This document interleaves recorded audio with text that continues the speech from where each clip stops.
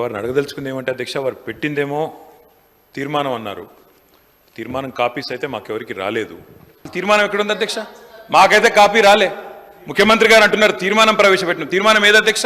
Where is the resolution? Resolution లేకుండా చర్చ ఏంది అధ్యక్ష? అసలు ఈ షార్ట్ డిస్కషనా, రెజల్యూషనా, ఏం పెడుతున్నారో కూడా తెలియకుండా హౌస్ నడుపుతున్నారు.